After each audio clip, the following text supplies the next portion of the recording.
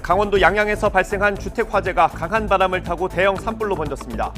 산불은 오늘 새벽 간신히 진화됐는데 현재 영동 지역에는 건조 경보에 돌풍까지 불고 있어서 불씨가 되살아날까 비상입니다. 정부가 다중이용시설 집합금지를 최소화하되 방역조치 위반 시 처벌을 강화할 것으로 보입니다. 하지만 오늘도 500명대 환자가 예상되는 등 설 연휴 뒤 감염이 확산하고 있어 우려도 큽니다. 소득 분배가 2분기 연속 악화했습니다. 코로나19로 일자리가 줄고 자영업도 어려워졌기 때문입니다. 문재인 대통령과 여당 지도부는 오늘 간담회를 열고 4차 재난지원금을 위한 추경 등을 논의합니다. 박범계 법무부 장관이 신현수 민정수석 패싱 논란에 대해서 해명했습니다. 사의 표명에 마음이 아프다면서 검찰 중간 간부 인사는 충분히 소통하겠다고 밝혔습니다. 신 수석은 휴가를 떠났습니다. 부산 해운대구에 이어서 서울 배제구와 세화구에 대한 자유령 사립구 취소 처분도 위법이라는 법원의 판결이 나왔습니다. 정부의 고교 서열화 해소 정책에 제동이 걸릴 전망입니다. 여러분 안녕하십니까? 2월 19일 굿모닝 YTN 시작합니다. 간밤에 강원도 양양의 창고 화재가 산불로 이어졌습니다. 밤인데다 건조경보 속에 바람까지 강하게 불어서 진화에 어려움을 겪었습니다. 현장에 저희 취재기자 나가 있습니다. 송세혁 기자. 네, 양양 산불 현장에 나와 있습니다. 지금 현재 큰 불길은 다 잡은 거죠? 네, 밤사이 큰 불길은 모두 잡혔고 지금은 잔불 정리가 이루어지고 있습니다. 바람도 소강 상태입니다. 산림당국은 불이 난 지 5시간여 만인 오늘 새벽 4시 15분쯤 진화가 완료됐다고 밝혔습니다. 잠시 뒤 오전 7시 반쯤부터는 진화헬기 6대가 투입돼 본격적인 잔불 정리가 이루어질 것으로 보입니다. 화재 신고가 접수된 것은 어젯밤 10시 반쯤인데요. 강원도 양양군 사천리에 있는 한 창고에서 난 불이 강한 바람을 타고 인근 산으로 번졌습니다. 산림당국은 인력 1000여 명과 장비 60여 대를 투입해 밤새 진화 작업을 벌였습니다. 특히 주택가로 불이 번지는 것을 막기 위해 소방차를 배치하고 방어선을 구축하는 데 힘을 쏟았습니다. 현재까지 주택 2채와 창고 2동이 탔지만 인명피해는 접수되지 않았습니다. 산림은 6.5헥타르가 탄 것으로 잠정 집계됐습니다. 산불 현장 인근 주민 40가구 80여 명은 한때 마을회관 등으로 대피했다가 지금은 대부분 집으로 돌아간 상태입니다. 현재 영동 지방에는 건조 경보가 내려진 데다 순간 초속 10m 안팎의 돌풍이 불고 있는데요. 산림당국은 잔불 정리가 끝난 이후에도 불씨가 되살아날 가능성에 대비하기로 했습니다. 지금까지 양양 산불 현장에서 YTN 송세혁입니다. 양양 산불뿐만 아니라 전국 곳곳에서도 크고 작은 화재가 잇따랐습니다. 경남 김해의 한 건축자재 제조 공장에서 난 불로 한 명이 다쳐 병원 치료받고 있습니다. 김대경 기자입니다. 검게 그을린 공장 주변으로 소방차 여러 대가 줄지어 늘어섰습니다. 지붕 위로 아직 꺼지지 않는 불길을 잡기 위해 연신 물을 뿌려댑니다. 어제 저녁 7시 20분쯤 경남 김해시 한림면의 한 건설자재 제조 공장에서 불이 났습니다.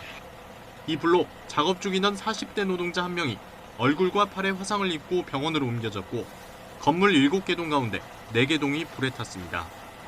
한때 인근 소방서 인력과 장비가 모두 동원되는 대응 1단계가 발령됐지만 불길이 계속 옮겨 붙으면서 완전히 불길을 잡기까지 3시간 넘게 걸렸습니다.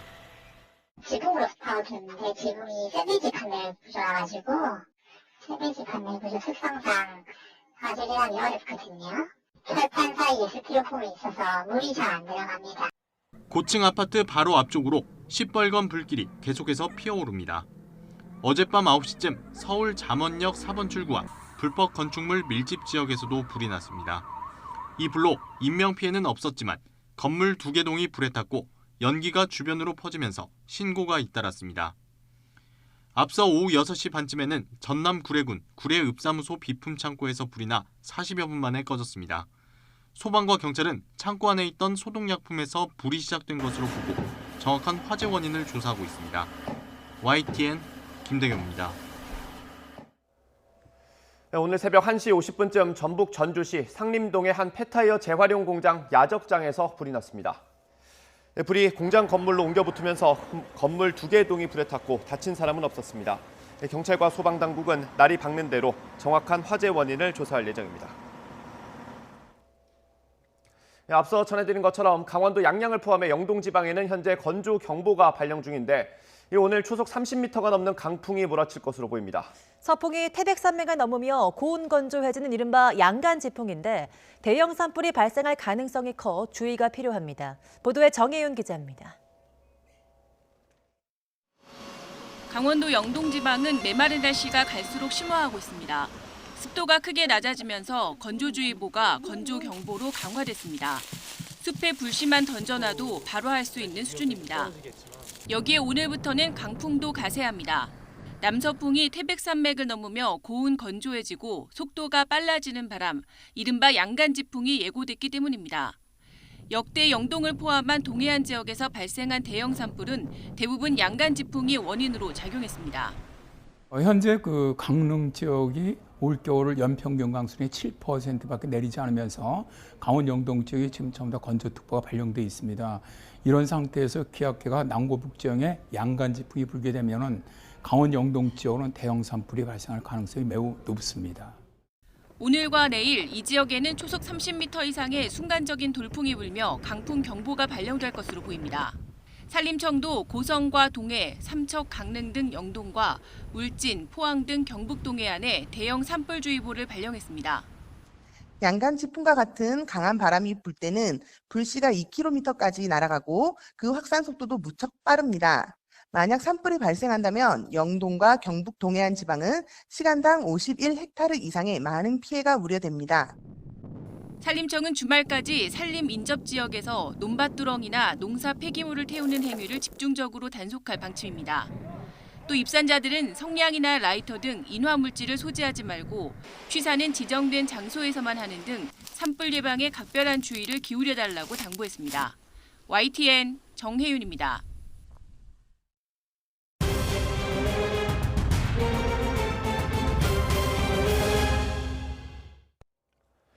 코로나19 확산세가 다시 고개를 들고 있습니다. 오늘도 신규 확진자는 500명대 중반에 이를 것으로 예상됩니다. 거리 두기와 방역 지침을 완화한 지 며칠 가지도 못했는데 이걸 다시 올려야 하는 것 아니냐는 목소리도 나오고 있습니다. 김주환 기자가 보도합니다.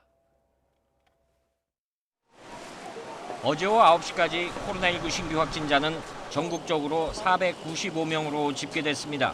수도권이 376명으로 76%, 비수도권이 119명으로 24%입니다.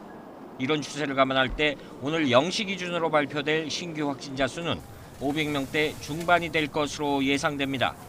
그제 같은 시간에 집계된 564명보다 69명이 적다지만 최근 일주일간 신규 확진자는 하루 평균 400명대 중반을 넘어섰습니다. 이는 사회적 거리두기 2.5단계 범위에 재진입한 상태를 의미합니다. 특히 설 연휴 이동량 증가와 가족, 친척 간 모임 등에 따른 감염 여파가 본격화하기도 전에 확진자가 늘어나면서 벌써부터 4차 유행을 걱정하는 목소리도 나오고 있습니다. 만약에 사회적 거리두기나 이런 부분들을 충분히 시행하지 못하고 그다음에 현재 코로나19 감염을 충분히 관리하지 못한다면은 3월 달에는 분명히 1000명 넘어가는 코로나19 확진자를 볼 수도 있다고 생각을 합니다. 방역 당국 역시 다음 주까지 확산 추이를 예의주시하면서 추가 조치를 검토하겠다는 입장입니다.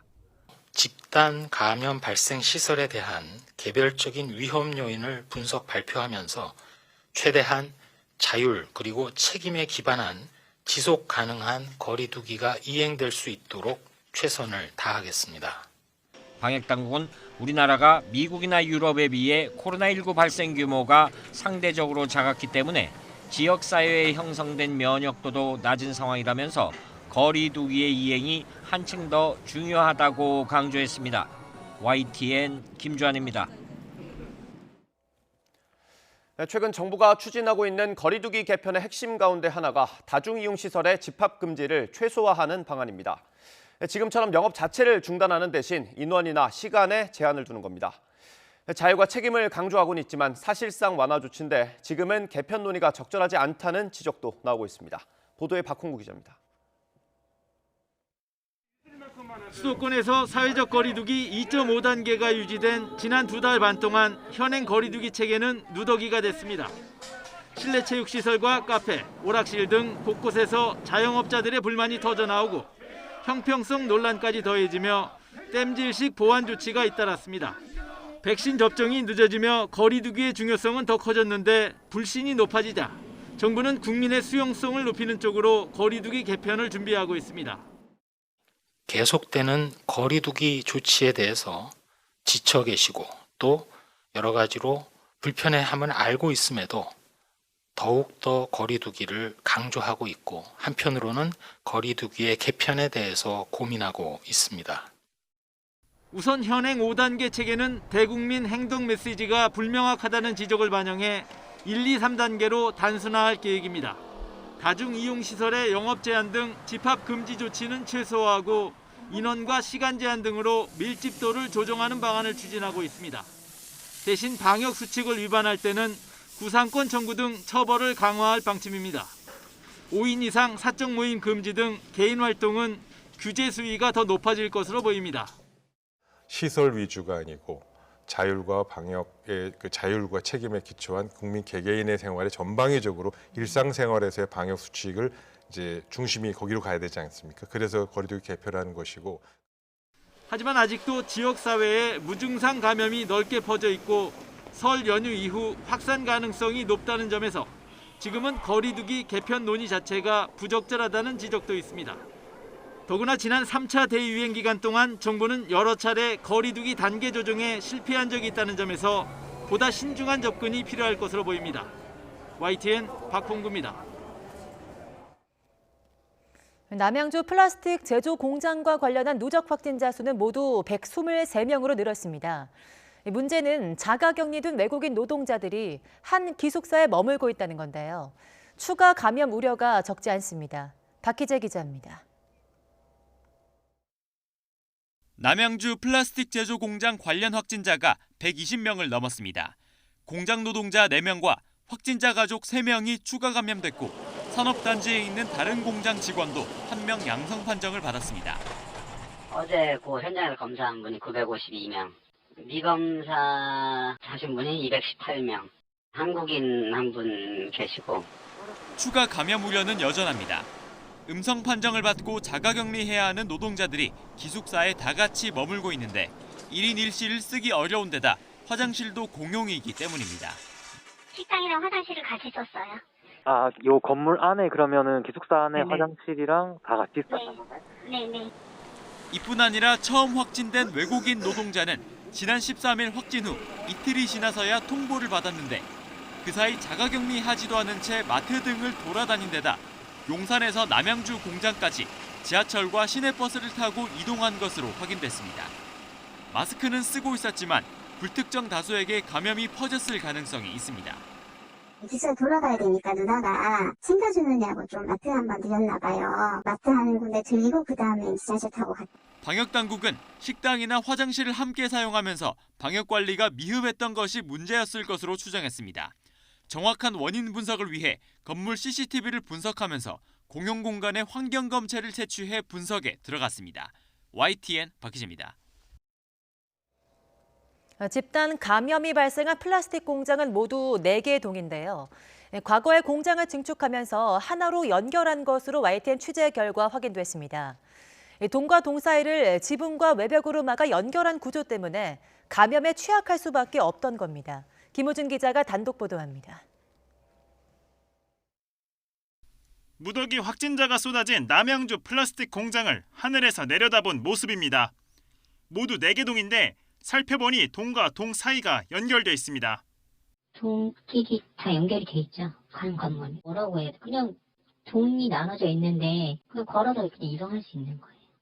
왜 이렇게 바뀐 건지 공장 건축물 대장을 입수해 살펴봤습니다. 지난 2015년 지어진 이 공장은 기숙사와 휴게실을 무단으로 증축했다가 시정 명령을 받았습니다. 이듬해 원상 복구를 했습니다. 이후 2018년과 2019년 연달아 다시 증축 허가를 받아 면적을 늘립니다. 이 과정에서 건물들을 이은 겁니다. 동 사이사이는 지붕과 외벽으로 막았습니다. 공장의 동과 동 사이입니다. 증축으로 인해 바깥에는 거대한 외벽이 세워졌고 내부는 천장이 막혀 있습니다. 따라서 창문을 열어도 사실상 환기가 어려운 구조입니다. 특히 4개 동 가운데에 있는 2동은 앞뒤가 막혀 환기조차 어려운 구조가 됐습니다. 사실상 한 지붕, 한 동으로 묶인 겁니다. 환기에 문제가 있는 것 같아요. 환기가 원활하지 않는 공간에서는 코로나19에 아주 대단히 취약한 지역이라고 볼 수 있고 이렇게 환기가 제대로 되지 않는 작업 환경에다 집단 기숙사 생활까지 맞물려 공장 직원 170여 명 가운데 70%가 코로나19에 걸리는 집단 감염으로 이어진 겁니다. 밖과 환기가 안 됐기 때문에 그 안에서 어떤 겨울의 온풍기를 통해서 아마 그 밀도가 높아졌을 겁니다. 바이러스가 쌓여 있는 상태에서 같이 작업을 해서 그 작업 동안에도 감염이 확산이 됐을 거고요. 남양주시는 집단 감염 사태가 정리되는 대로 플라스틱 공장을 직접 방문해 증축 과정에 불법은 없었는지, 증축 허가 과정에 문제는 없었는지 면밀히 살펴보겠다고 밝혔습니다. YTN 김우진입니다. 집단 감염이 확인된 귀뚜라미 보일러 아산 공장 직원들의 전수검사 과정에 문제가 있었던 것으로 파악됐습니다. 귀뚜라미 측이 방역 당국에 제출한 직원 명단이 부실했던 건데 제때 검사 안내를 받지 못한 직원이 세종에서 뒤늦게 검사를 받고 확진됐습니다. 이상곤 기자의 보도입니다. 귀뚜라미 보일러 아산 공장에서 확진자가 잇따르자 지난 15일 전체 직원에 대한 검사가 진행됐습니다. 그런데 당시 귀뚜라미 측이 방역당국에 제출한 명단에 문제가 있었던 것으로 파악됐습니다. 식당에서 일하던 협력업체 직원과 경비원 등 16명이 명단에 없어 검사 안내가 이루어지지 못했던 겁니다. 결국 명절 연휴 전날까지 공장 식당에서 일했던 한 직원은 지난 17일 세종에서 자진의 검사를 받고 확진 판정을 받았습니다.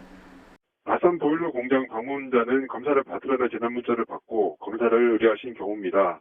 수축자로 분류된 사실은 검사 의뢰 이후 통지되었습니다. 이 환자는 인후통 증상을 보였지만 검사 안내가 신속히 이루어지지 못하면서 병원과 약국을 방문했던 것으로 파악됐습니다. 앞서 귀뚜라미 보일러 아산 공장에서는 집단 감염으로 가동이 중단되고 전 직원에 대한 검사가 진행되는 날 보일러를 외부로 옮긴 사실이 드러났습니다. 당시 화물차를 운전한 한 직원은 회사로부터 최근 자가격리를 하라는 연락을 받은 것으로 전해졌습니다. 이런 가운데 귀뚜라미 측은 아산시에 공장 가동 재개를 요청한 것으로 파악됐습니다. 혹시 빠져있을 그 명단이라든가 자가격리자들에 대한 이탈 부분이라든지 교육사항이라든지 이런 사항을 저희 하이라인을 통해서 교육을 시키고 관리를 하도록. 집단 감염이 확인된 귀뚜라미 보일러 아산 공장은 코로나19 감염에 취약한 환경이었던 것으로 조사됐습니다. 아산시는 귀뚜라미 측의 환경 개선 사항을 확인한 뒤에 공장 가동 재개 여부를 결정할 계획이라고 밝혔습니다. YTN 이상곤입니다. 정부가 코로나19 전담병원이나 요양병원에서 근무하는 의료인들에게 백신 접종을 강제하지 않기로 했습니다. 이에 따라 의료인도 다른 국민과 마찬가지로 자발적 동의에 따라 접종 여부를 선택하게 되고 접종을 거부하더라도 현업에서 배제되지는 않습니다. 정경실 코로나19 예방접종 대응 추진단 예방접종관리반장은 브리핑에서 의료진을 포함해 전 국민이 강제적으로 예방접종을 할 일은 없다면서 어느 그룹이든 자발적인 참여에 따라서 접종 여부를 결정할 수 있다고 말했습니다. 정부는 오는 26일부터 아스트라제네카 백신을 이용해 접종을 시작합니다. 화이자의 코로나19 백신이 남아공발 변이 바이러스의 예방 효과가 불분명하다는 연구 결과가 나왔습니다. 이 모더나도 비슷한 결과를 내놓으면서 아스트라제네카까지 3대 제약사 백신 모두 같은 결과를 받았습니다. 이어진 기자의 보도입니다. 지난달 말 화이자는 자사 백신이 남아공발 변이 바이러스의 효과 감소가 거의 없다고 밝혔습니다. 남아공 변이로 만든 바이러스에 대한 백신 접종자의 항체 역할을 살폈는데 감소치가 2배 미만으로 나타났다고 말했습니다. What we found is with this one key mutation, there was basically no difference in how well the serum of people who've been immunized could inactivate the virus, whether it did or did not have the mutation. So it was a very reassuring finding. 그런데 한 달도 안 돼 이 같은 연구 결과가 뒤집혔습니다. 화이자는 텍사스 주립대 의대와 공동 실험한 결과 남아공 변이처럼 변형된 바이러스에 감염되면 항체의 보호 수준이 3분의 2 정도 감소한다고 밝혔습니다. 하지만 바이러스를 무력화하는 데 얼마나 많은 항체가 필요한지에 대한 기준이 없기 때문에 기존보다 항체가 3분의 1로 줄었다고 해서 효과가 없다고 말하기는 힘들다는 주장입니다. 새 연구 결과는 뉴 잉글랜드 의학저널에 게재됐는데 같은 의학지의 모더나도 비슷한 조사 결과를 실었습니다. 바로 지난달엔 자사 백신이 남아공 변이에 효과를 보인다는 입장이었지만 현지 시간 17일 백신의 실제 효능은 아직 밝혀지지 않았다는 연구 결과 논문을 실어 슬쩍 뒤로 물러섰습니다. 앞서 아스트라제네카 백신도 남아공 변이 바이러스의 예방 효과가 10%에 그치는 것으로 나타나 남아공은 아스트라제네카 대신 존슨앤존슨 백신을 도입했습니다. We're just not confident about its efficacy against the 501YB2 variant. Instead of rolling out AstraZeneca vaccine, we'll be rolling out the Johnson & Johnson vaccine.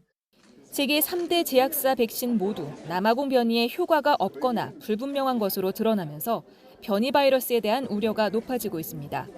YTN 이여진입니다. 이탈리아가 아스트라제네카의 코로나19 백신 접종 대상을 65세 미만 성인으로 제한하기로 했습니다. 이탈리아 의학청은 현지 시각 17일 기술과학위원회를 열어서 이같이 결정했다고 현지 언론이 보도했습니다. 이번 결정은 이탈리아가 다른 유럽 국가들과 마찬가지로 아스트라제네카 백신 접종 대상자를 18세에서 65세 미만으로 특정했다는 의미로 해석됩니다. 네, 홍콩이 중국 제약사 시노백의 코로나19 백신에 대한 긴급 사용을 승인했습니다. 홍콩 접종은 이르면 26일부터 시작됩니다. 소피아 찬 홍콩 보건장관은 성명을 통해 시노백 백신이 긴급 사용에 필요한 안전성과 효능, 품질 요건을 충족했다며 이같이 밝혔습니다. 중국에서 코로나19 기원 조사팀을 이끌었던 전문가가 냉동식품을 통해 바이러스가 중국에 전파됐을 수도 있다는 주장은 검토하지 않고 있다고 밝혔습니다.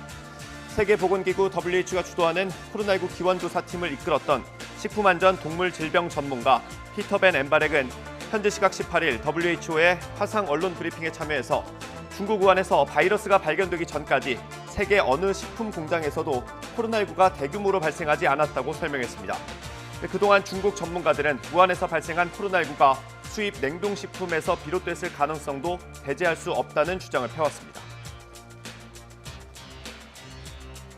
미국 할리우드 배우 기네스 펠트로가 자신이 코로나19에 걸렸다가 완치됐지만 후유증을 앓고 있고 김치 같은 건강식을 먹으며 회복 중이라고 밝혔습니다. 펠트로는 자신이 창간한 잡지 9배 홈페이지를 통해 코로나19에서 회복한 뒤 만성 피로와 뇌에 안개가 낀 것처럼 집중이 힘든 브레인 포그를 겪고 있다고 말했습니다. 그러면서 자신의 건강 관리를 위한 식단을 공개했는데 베이컨 아스파라거스와 가리비를 만들었다며 훌륭한 무설탕 김치도 발견했는데 놀라운 음식이라고 치켜 세웠습니다.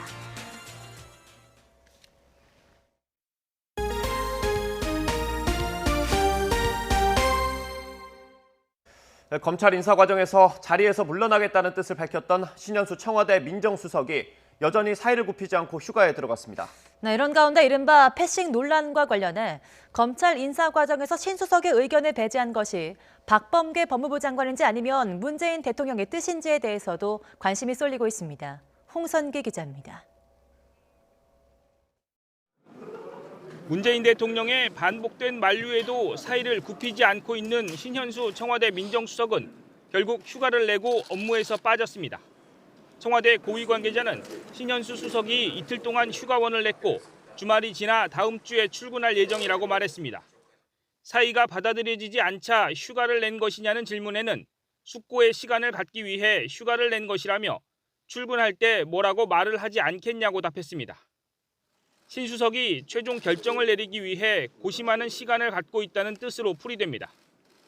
이런 가운데 검찰 인사 과정에서 민정수석의 의견을 배제했다는 이른바 패싱의 주체가 누구인지에 관심이 쏠리고 있습니다. 청와대는 민정수석실 내에 갈등은 없다며 이광철 민정비서관이 민정수석을 패싱했다는 논란에는 선을 그은 상황. 그렇다면 다른 가능성은 박범계 법무부 장관이 문 대통령에게 직접 검찰 인사 결재를 요구했을 가능성이 있습니다.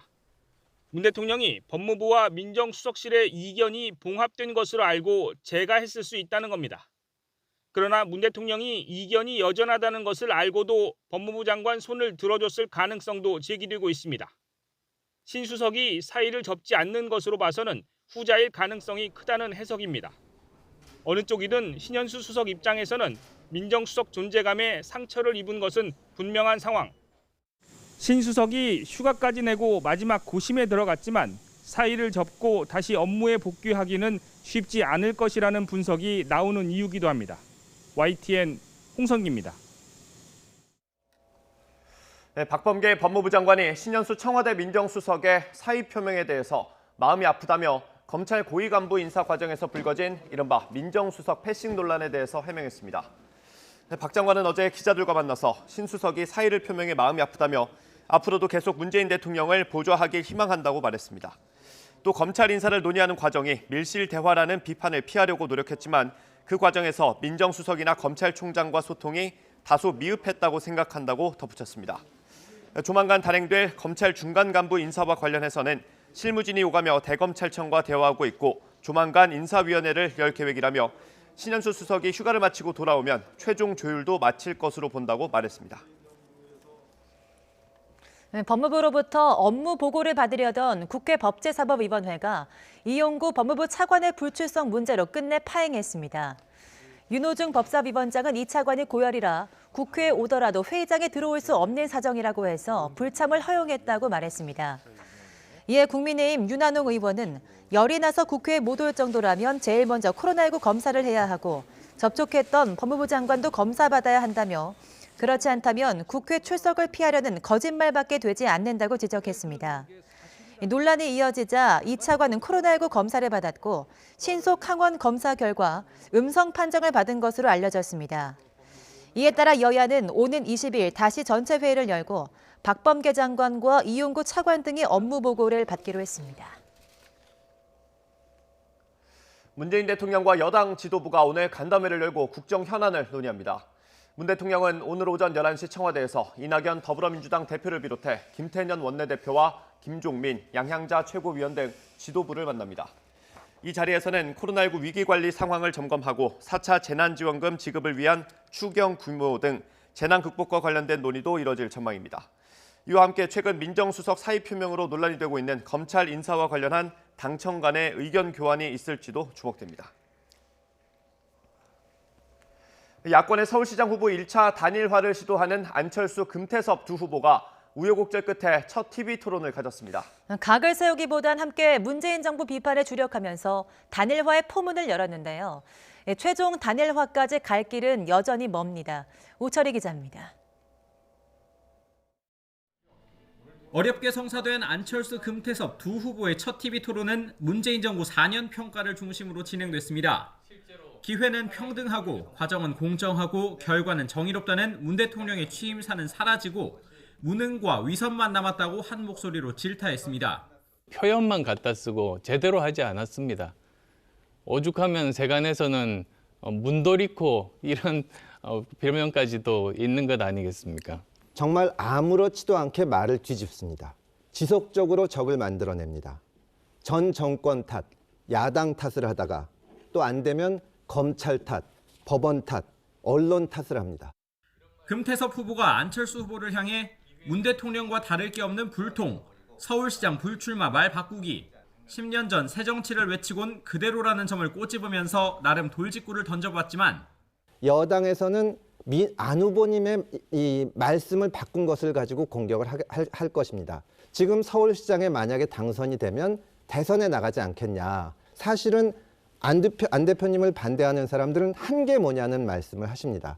안철수 후보는 정면 대응을 가급적 피하면서 문재인 정부 비판이라는 외기를 갖습니다. 현역 정치인 중에 야권에서는 1, 2위를 지금 다투고 있습니다.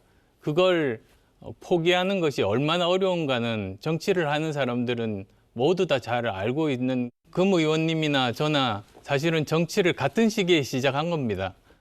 바람몰이가 절실한 금태섭, 최종 단일화 전까지 고공 지지율 방어가 필요한 안철수, 두 후보의 상황이 고스란히 반영된 겁니다. 토론 직후 두 후보와 한때 한수법을 먹었던 더불어민주당 내에선 안철수 후보에 대한 비판도 제기됐습니다. 앞서가는 안철수 후보에 대한 흠집내기 시도로 풀이됩니다. 국민의힘은 야권 단일화의 의지를 확인했다는 데 의미를 두는 모습입니다. 안철수, 금태섭 두 후보는 한 차례 더 토론회를 거친 뒤 여론조사를 통해 다음 달 1일 승자를 가립니다. 이후 다음 달 4일 국민의힘 후보가 확정되면 최종 단일화가 추진됩니다. 하지만 이미 첫 TV 토론부터 의견 차이로 한 차례 연기되는 등 우여곡절이 있었던 만큼 결승전을 위한 1차 단일화 마무리까지는 난관이 예상됩니다. YTN 우철입니다. 고 백기환 통일문제연구소장의 연결식이 오늘 엄수됩니다. 백기환 선생 사회장 장례미번회는 아침 8시 서울 연건동 서울대학교 병원 장례식장에서 발인식을 진행한다고 밝혔습니다. 이후 생전에 고인이 몸담은 통일문제연구소와 대학로 일대에서 노제를 지내고 오전 9시 반 대학로에서 출발하는 운구 행렬은 서울광장으로 이동해 오전 11시부터 연결식을 이어갈 예정입니다. 연결식을 마친 오후 2시쯤에는 경기 마석 모란공원에서 하관식과 평토제를 진행합니다. 서울 광장에 설치된 고 백기환 선생의 시민 분향소를 두고 장례위원회와 서울시가 대립각을 세우고 있습니다. 백기환 선생 사회장 장례위원회는 어제 정오부터 시청 앞 광장에 시민 분향소를 설치해서 일반 시민들의 조문을 받고 있습니다. 하지만 서울시는 감염 우려로 사용이 제한된 서울 광장에 설치된 분향소를 허락할 수 없다는 입장입니다. 마찬가지 이유로 오늘 있을 고인의 연결식도 허가할 수 없다는 서울시 방침에 장례위는 분향소 운영과 연결식을 강행하겠다고 밝혔습니다. 시 관계자는 장례위를 상대로 추후 변상금 부과 등 법적 절차를 진행하겠다는 방침이라고 전했습니다. 서울 배제고와 세화고에 대한 자유령 사립고 취소 처분이 위법하다는 법원 판결이 나왔습니다. 부산 해운대고에 이어서 또 자사고 지위를 유지하라는 판결이 난 건데요. 정부의 고교 서열화 해소 정책에 적잖은 영향을 끼칠 것으로 보입니다. 박석영 기자입니다. 청문 대상 8교는 자사고 지정 목적인 학교 운영 및 교육과정 운영 영역에서 비교적 감점을 많이 받은 것으로 나타났습니다. 지난 2019년 7월 서울시 교육청은 기준 점수 미달로 자사고 8곳에 대한 지정 취소를 결정했습니다. 해당 학교들은 강하게 반발하며 소송을 제기했고 법원이 집행정지 신청을 받아들이면서 일단 자사고 지위는 유지했습니다. 이후 1년 7개월 만에 서울행정법원은 서울 배제고와 세화고의 자사고 지정 취소는 위법이라며 학교 측 손을 들어줬습니다. 재판부는 중대한 공익상 필요가 인정되지 않는데도 변경된 평가 기준을 소급 적용해 평가한 건 재량권을 일탈 남용한 것이라고 설명했습니다. 해당 학교를 포함한 서울 지역 자사고 교장연합회는 즉시 환영의 뜻을 밝혔습니다. 결과가 나와서 다시 이제 우리 학교 구성원들 열심히 교육에 전념하도록 하겠습니다. 서울시 교육청은 판결문을 검토한 뒤 항소하겠다며 당시 적법 절차에 따라 평가했고 행정처분 과정에도 문제가 없었다고 강조했습니다. 고교 공교육을 정상화하고자 하는 교육개혁에 역행하는 판결이라고 생각을 합니다. 즉각 항소하고자 합니다. 서울 지역 자사고에 대한 지정 취소가 위법이라는 판결이 나온 건 이번이 처음입니다. 앞서 지난해 12월 부산지방법원은 일부 평가 기준 등을 문제 삼아 부산 해운대고 자사고 지위 유지 판결을 내렸습니다. 다음 달 23일에는 서울 숭문고 신일고에 대한 1심 선고가 예정돼 있는 등 나머지 학교에 대한 선고도 남아 있습니다. 이번 판결은 특히 고교 서열화를 해소하겠다는 교육부 방침에 타격을 줄 수도 있어서 관심이 쏠렸습니다. 교육부는 오는 2025년까지 자사고와 외고, 국제고를 일반고로 일괄 전환하고 대학처럼 원하는 과목을 선택해 듣는 고교 학점제를 전면 적용하겠다고 발표했습니다. 하지만 수도권 자사고와 국제고 등은 이러한 시행령 개정이 기본권 등을 침해한다며 헌법소원 심판을 청구했습니다. 헌법소원을 통해서 2025년도에 시행령 폐지를 통해서 자사고를 폐지하겠다라는 내용도 저는 철회되리라고 믿어 의심치 않습니다.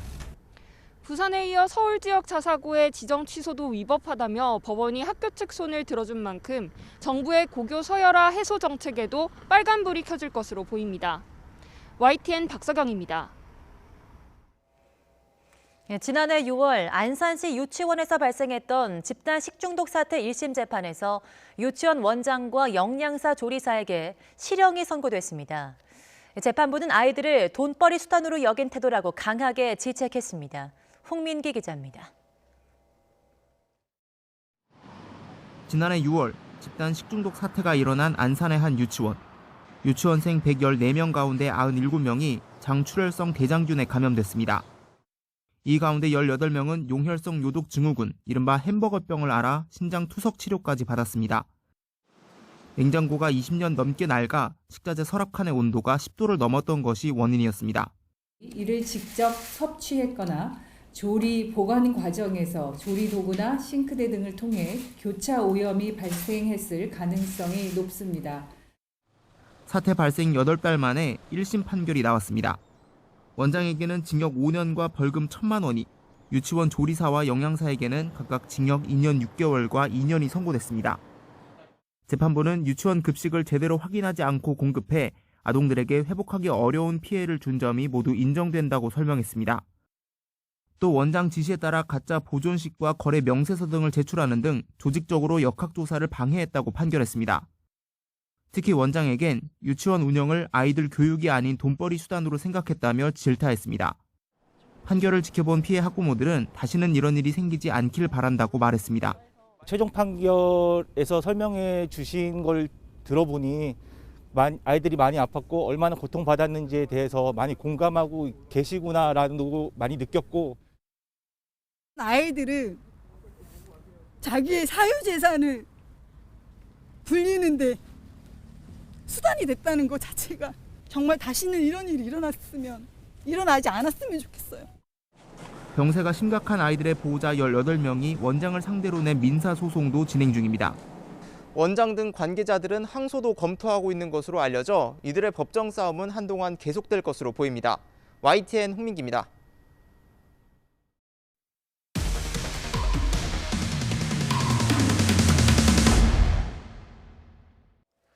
한 퀵서비스 기사가 화장품이 들었다는 상자를 배달하다가 수상한 생각이 들어서 경찰에 신고했습니다. 화장품치고는 상자 상태가 이상했던 데다 배달료도 비쌌고 고객이 지나치게 재촉했기 때문입니다. 경찰은 상자 안에 있던 걸 마약으로 추정하고 성분을 분석하고 있습니다. 김다연 기자의 단독 보도입니다. 배달 일을 하는 송지훈 씨는 며칠 전 배달료를 비싸게 주겠다는 주문을 잡았습니다. 경기도 평택에서 대전까지 화장품이 든 상자를 옮겨주면 8만 원을 준다니 가지 않을 이유가 없었습니다. 예, 이거 물건은 뭐죠? 화장품 같은데 박스로 들어있어가지고. 사과 박스 말하는 거예요? 아니요, 그 조그마한 박스예요. 핸드폰 박스 같은 그 정도? 네네네. 예, 알겠습니다. 그러면 1시간 뒤에 도착해달라는 얘기시죠? 네. 고객이 건넨 건 청테이프로 칭칭 감은 작은 상자. 급한 거니 빨리 전해달란 말에 SRT에 몸을 실었습니다.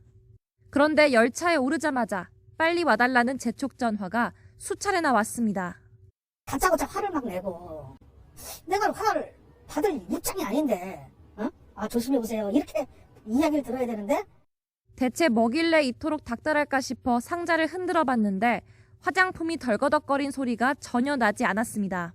무언가 수상하다는 생각에 승무원에게 말한 뒤 경찰에 신고했고 역에서 내리자마자 상자를 철도 경찰대에 넘겼습니다. 물건을 받기로 한 고객, 상자를 열어보겠다는 경찰 전화에 펄쩍 뛰었습니다. 안 하면 어떻게 해야 돼요? 그러니까 일단 오셔서 직접 수령하시든지, 이게 의심물체로 신고된 거기 때문에 그냥 이분을 보내드릴 수는 없어요. 그러면 저도 지금 청테이프로 막 칭칭 감았다는 게 뭔가 지금 생각이 들긴 하는데, 제가 이거를 그 사람한테 제가 얘기할 테니까요. 저 안 그래도 그 사람한테 엄청 화가 나 있는 사람이거든요. 철도 경찰대는 간이 검사 결과 상자에 든 게 마약인 것으로 추정하고 대전 경찰청에 수사를 의뢰했습니다. 경찰은 성분을 정밀 분석하고 있습니다. YTN 김다연입니다. 국책연구기관인 국가안보전략연구원이 북한 김정은 국무위원장의 부인 리설주 여사가 지난 1년여 동안 두문불출한 이유를 출산 때문으로 분석했습니다. 전략연구원은 오늘의 북한보도 배포 자료를 통해서 리설주가 1년 1개월 만에 등장한 건 출산 때문으로 보인다면서 최고 존엄의 부인이 일반인과 동일한 모습을 보이는 걸 경계하고 비밀도 지키려는 것으로 관측된다고 설명했습니다. 전략연구원 측은 이와 관련해 내부용 자료가 실수로 기자단에게 보내진 거라면서 연구원의 공식 입장은 아니라고 선을 그었습니다. 최근 월남 한 북한 민간인 남성이 겨울바다를 6시간 동안 헤엄쳐서 월남했다는 군 발표에 의문이 제기되자 국방부는 소못에 물이 스며들지 않는 잠수복을 입었기 때문에 가능했다고 설명했습니다. 군의 경계 실패에 대한 비판은 여전히 계속되고 있습니다. 보도에 이승윤 기자입니다. 북한 민간인 남성이 겨울바다를 6시간이나 헤엄쳐 월남했다고 진술한 사실이 밝혀지자 이에 대한 의문이 제기됐습니다. 군에서는 뭐 8도라던데 저희들이 확인해 본 결과 그날 당일날 굉장히 추웠어요. 그래서 수온이 뭐 4도에서 5도쯤 됐다고 하는데 그 과연 헤엄을 쳐서 그 민간인이 넘어올 수 있는 건지. 군사 분계선에서 3km 떨어진 해안에서 발자국이 발견된 만큼 최소한 3km 이상을 헤엄친 셈인데 군 당국은 처음엔 수영에 의한 월남은 불가능하다고 판단했습니다. 이어 군은 남성이 두터운 소못 위에 물이 스며들지 않게 완전히 방수된 잠수복을 입고 오리발로 빨리 움직여 가능했다는 설명을 내놨습니다. 잠수복인데 약간 방수복처럼 일체형으로 돼 있는 옷에 솜동복처럼 이 점퍼 같은 걸 완전히 다 입고 끈으로 다 졸라매고 물이 스며들지 않도록 하는. 미 해군 자료를 보면 해수온도 7도에서 물이 스며드는 웨트수트 잠수복을 입으면 3시간, 스며들지 않는 드라이수트 잠수복으로는 5시간 생존이 가능합니다. 이렇게 상륙한 북한 남성은 16일 새벽 1시 20분쯤부터 군 CCTV에 최소한 서너 차례 포착된 것으로 알려졌습니다. 해군 부대의 CCTV에도 포착됐지만 대북 감시용이 아니라 부대 방법용인 것으로 확인됐습니다. 총체적인 부실 대응이라는 비판도 나오는 이유입니다. 다만 경계 실패가 계속되는 육군 22사단의 동북부 최전방 책임 구역이 육상과 해안을 합쳐 100km에 달해 근본적 대책이 필요하다는 지적도 나옵니다. 군이 최전방 곳곳에 과학화 경계 시스템을 늘리는데도 경계 실패가 누적되자 부실한 경계 태세를 바로잡아야 한다는 목소리도 커지고 있습니다. YTN 이승윤입니다. 네, 오늘 출근길은 바람이 확연히 부드러워졌습니다. 여전히 쌀쌀하긴 하지만 한파 수준의 강추위는 누그러졌는데요. 지금 현재 서울 기온은 영하 7도로 예년 수준을 밑돌고 있습니다. 하지만 낮부터는 따뜻한 남서풍이 유입되면서 기온을 크게 끌어올리겠습니다. 오늘 서울 낮 기온은 9도까지 올라서 아침 기온과 비교해 15도 이상 기온이 껑충 오르겠습니다. 지금도 강원 일부와 경북 북부에는 한파주의보가 계속되고 있는데요. 강원도 평창군의 기온은 영하 15.1도, 철원은 영하 12.1도, 대관령도 영하 11.5도 등 특보가 내려진 지역은 강추위가 이어지고 있습니다. 낮부터는 기온이 크게 오르면서 추위는 누그러지겠습니다. 서울 낮 기온은 9도, 대전은 10도, 광주와 부산 11도로 예년 기온을 3에서 4도가량 웃돌겠습니다. 이번 주말 사이 눈비 소식은 없지만 일요일 중부지방의 하늘은 흐리겠고요. 낮 기온은 15도 안팎까지 올라서 4월 초순처럼 포근한 봄 날씨가 이어지겠습니다. 다만 오늘 밤부터 중국발 스모그가 유입되며 중서부 지역을 시작으로 주말 동안 대기질이 탁하겠습니다. 현재 강원 영동에는 건조경보가, 그밖에 동해안에는 건조주의보가 발효 중입니다. 특히 강원 산간에서는 양간지풍 형태의 고온 건조한 돌풍이 초속 30m 이상으로 몰아칠 것으로 보이는데요. 강풍은 오늘 오후부터 내일 새벽까지 집중되겠습니다. 이에 따라 강원과 경북 동해안 지역에는 대형 산불 주의보가 내려져 있습니다. 대형 화재 사고 위험이 무척이나 높은 만큼 여느 때보다 불씨 관리 철저히 해주셔야겠습니다. 지금까지 YTN 최현미입니다.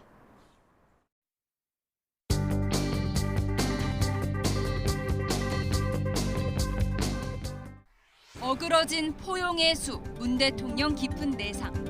한겨레는 4.2 파동 당사자인 신현수 청와대 민정수석이 휴가를 내면서 청와대 입장에서는 수습할 시간을 벌었지만 집권 말기 국정 운영의 부담은 불가피할 거라고 평가했습니다. 이어 대통령과 법무장관, 민정수석의 모습을 그림판에 담으며 임기 말악 개론이라는 제목을 뽑았습니다. 또 대놓고 정권 방탄 인사.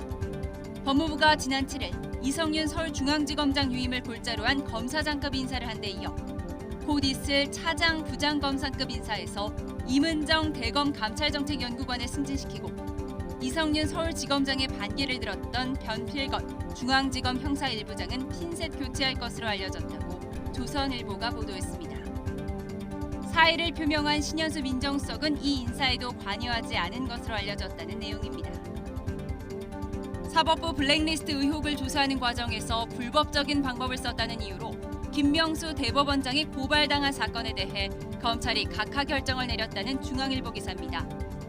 법원 조사위가 법원행정처 컴퓨터를 사용자 동의 없이 강제로 연 건 맞지만 컴퓨터가 국가 소유라 괜찮다는 게 중앙지검의 판단입니다. 한국일보는 검찰 수사 결과 2년 전 김학의 전 법무차관에 대해 긴급 출금 요청을 했던 이규원 검사에게 긴급 출금을 해야 한다는 의사를 직접 전달한 당사자는 이광철 청와대 민정비서관으로 특정됐다는 기사 1면에 실었습니다. 자사고 취소에 불복한 세화고와 배제고의 1심 승소 소식, 각 신문이 비중 있게 다뤘습니다. 중앙일보는 법원이 문재인 정부 교육에 제동을 걸었다고 강조했는데요. 한겨레는 자사고가 지정 취소를 면했지만 2025년 일반고 일괄 전환에는 영향이 없을 거라고 평가했습니다. 일괄 전환 정책은 헌재의 판단이 남았고 내년 대선 결과가 변수가 될 수 있다는 내용입니다. 역대급 강추위에 정전 대란이 난 미국 텍사스 사진입니다. 시민들이 줄을 선 뒤 한 번에 13명씩 재활용장으로 들어가 6분 동안 나무를 주워갈 수 있다고 하죠. 해안가에서 실신한 채 발견된 바다거북 4,500마리는 가까스로 구조됐습니다. 경향신문은 풍력 발전이 멈춰 치명적이라는 공화당과 이런 주장은 본말이 전도된 거라는 민주당 사이에 그린 뉴딜 공방이 벌어지고 있다고 자세히 전했습니다. 마지막으로 반포 등 서울 강남권 아파트 재건축 사업 수주 과정에서 불법 행위로 사업권을 따낸 의혹을 받는 대형 건설사들이 줄줄이 재판에 넘겨졌다는 기사 보겠습니다. 일부 단지에서는 시공사를 다시 선정해야 한다는 주장이 제기되고 있어 재건축 수주전 2라운드가 펼쳐질 가능성이 있다는 해석입니다. 조간 브리핑 이하린입니다.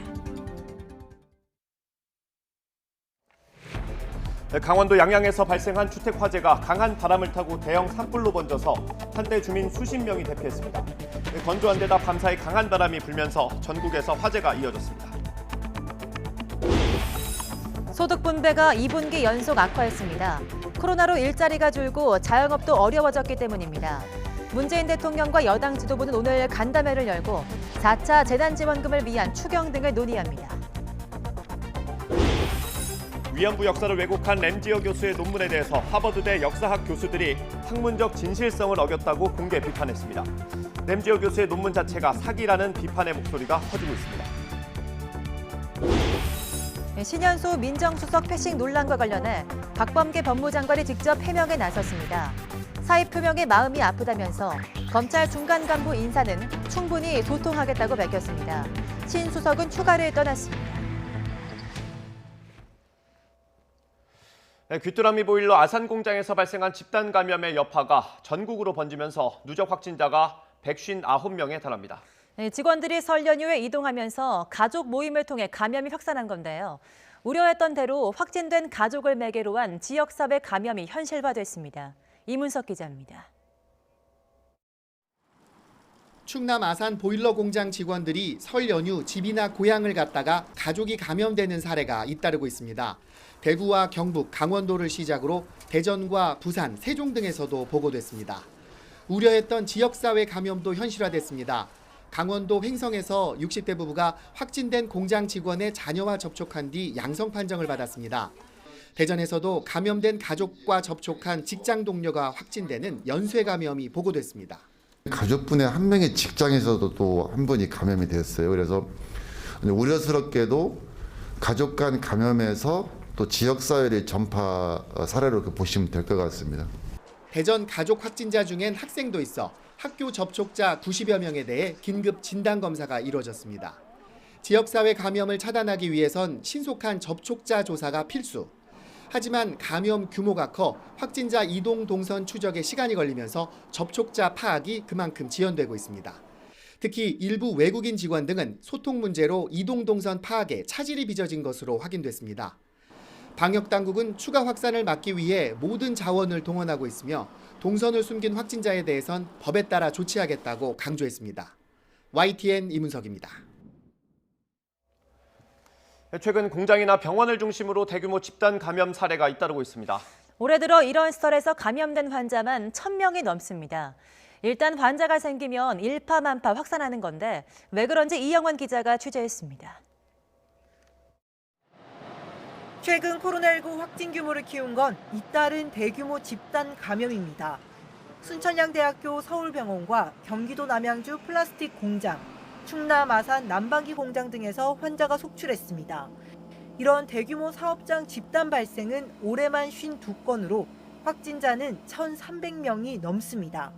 이 가운데 63%가 수도권에서 발생해 전체 확진 양상과 크게 다르지 않았습니다.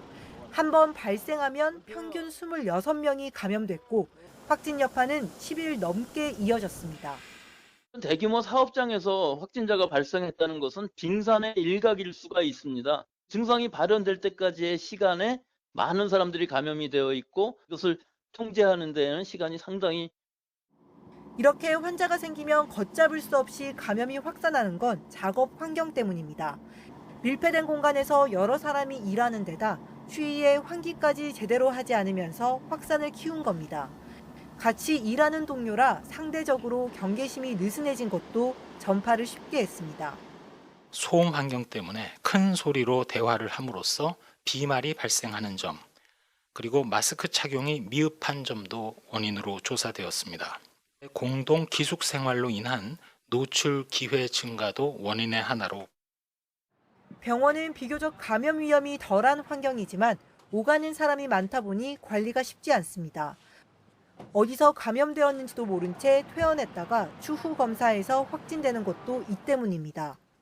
이 간병인이나 보호자들이 외부로 왔다 갔다 하시잖아요. 그러면 지역사회에서 감염이 돼서 본인도 모르게 들어와서 환자를 감염시키게 되는 거고, 다인실에는 냉장고뿐 아니라 탕비실에 여러 가지 물품을 같이 사용하기 때문에 정부는 밀폐, 밀접, 밀집된 산밀 작업장 선제 점검에 나서는 한편 마스크 쓰기와 환기, 소독 등 기본 수칙을 지키지 않아 집단 감염이 생긴 사업장에는 구상권 청구 등 모든 수단을 동원할 방침입니다. YTN 이영훈입니다. 국내 코로나19가 다시 확산하면서 오늘도 전국 곳곳에서 확진자가 속출했습니다. 방역당국과 서울시 등 각 지방자치단체에 따르면 어제 0시부터 밤 9시까지 코로나19 양성 판정을 받은 신규 확진자는 모두 495명으로 확인됐습니다. 확진자가 나온 지역을 보면 수도권이 376명으로 76%, 비수도권이 119명으로 24%입니다. 이런 추세로 볼 때 오늘 0시 기준으로 발표될 신규 확진자 수는 이보다 조금 더 늘어서 500명대를 기록할 것으로 예상됩니다. 정부가 코로나19 전담병원이나 요양병원에서 근무하는 의료인들에게 백신 접종을 강제하지 않기로 했습니다. 정경실 코로나19 예방접종 대응추진단 예방접종관리반장은 브리핑에서 의료진을 포함해 전 국민이 강제적으로 예방접종을 할 일은 없다며 어느 그룹이든 자발적 참여에 따라서 접종 여부를 결정할 수 있다고 말했습니다. 이에 따라 의료인도 다른 국민과 마찬가지로 자발적 동의에 따라 접종 여부를 선택하게 되고 접종을 거부하더라도 현업에서 배제되지는 않습니다. 코로나19 백신 접종을 앞두고 문재인 대통령이 주사기에 남는 백신을 최소화하는 기술을 개발한 중소기업 현장을 찾았습니다. 생산 공정을 둘러보며 코로나19 방역 성공을 위한 기술 혁신과 대기업과 중소기업, 정부의 상생 협력을 강조했습니다. 나연수 기자입니다. 문재인 대통령이 직접 주사기를 들고 시연용 스폰지에 주사액을 주입해봅니다. 관량의 차이가 이만큼 나요. 여기서 5명에서 6명이 마실 수 있는 시간이 늘어나는 겁니다. 우리 국민의 코로나19 화이자 백신 접종에 사용할 최소 잔여형 LDS 주사기입니다. 주사기에 남는 백신 잔량을 최소화해 일반 주사기로는 백신 한 병당 5회분 주사하던 것을 6회분까지 늘릴 수 있습니다. 문 대통령이 LDS 백신 주사기 생산 분야에서 세계를 선도하고 있는 우리 중소기업 3곳의 관계자들을 만나 코로나19 극복을 위한 기술 혁신을 격려했습니다. 진단 키트에 이어 K방역의 우수성을 또 한 번 보여주게 되었습니다. 세 회사 모두 의료기기 국산화에 앞장서온 기업들입니다. 특히 문 대통령이 찾은 풍림파마텍은 코로나19를 계기로 LDS 백신 주사기 개발에 과감히 뛰어들어 최근 미국 FDA의 의료기기 승인까지 받은 업체입니다. 기술 개발 이후에도 시제품 제작에서 생산까지 소요 기간 1년을 내다봤지만 이 기간을 불과 한 달로 단축할 수 있었습니다. 정부의 대중소 상생형 스마트 공장 구축 사업에 선정돼 정부와 삼성전자로부터 스마트 공장 구축과 제품 승인에 전폭적인 지원을 받은 덕분입니다. 대기업과 중소기업의 상생 협력과 정부의 지원은 그동안 진단키트, 마스크, 방진복 등 방역 제품 확보와 해외 수출의 원동력이 되었습니다. 정부는 풍림 파마텍이 무상 제공하기로 한 LDS 백신 주사기 12만 7천 개를 비롯해 신한양행과 두원 메디텍에서 구매한 주사기 4천만 개를 우리 국민의 백신 접종에 사용할 예정입니다. 문 대통령은 충분한 물량의 백신과 주사기를 확보했고 예방접종 계획도 빈틈없이 마련했다며 오는 26일부터 시작되는 백신 예방접종을 반드시 성공으로 이끌겠다고 강조했습니다. YTN 나연수입니다. 조건부 허가를 받은 코로나19 국산 항체 치료제 1호 레키로나주가 공급 첫날 4개 의료기관에 모두 백신 1병이 공급된 것으로 파악됐습니다. 중앙방역대책본부는 어제 0시 기준 셀트리온의 레키로나주 공급 현황이 이같이 집계됐다고 밝혔습니다. 서정진 셀트리온그룹 명예회장이 조건부 허가를 받은 코로나19 항체 치료제 레키로나주의 임상 결과와 관련한 우려와 의혹을 정면 반박했습니다.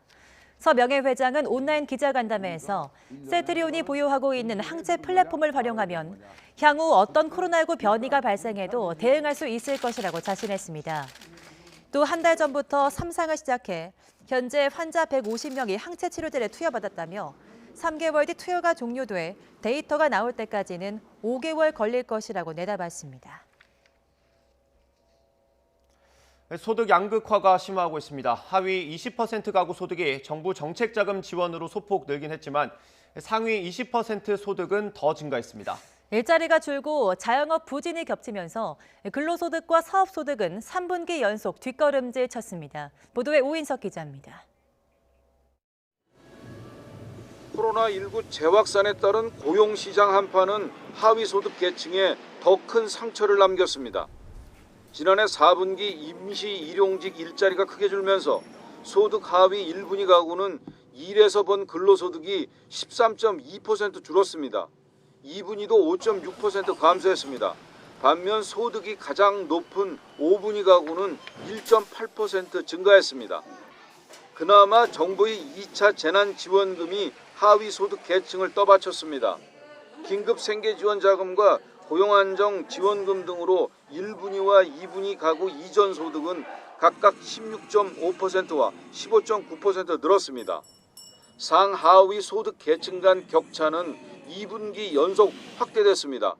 1분위 가구 월 평균 소득은 164만 원으로 1.7% 증가한 반면 5분위는 1,002만 6천 원으로 2.7% 늘었습니다. 대표적인 분배 지표인 균등화 처분 가능 소득 5분위 배율은 4분기에 0.08배 높아져 2분기 연속 악화됐습니다.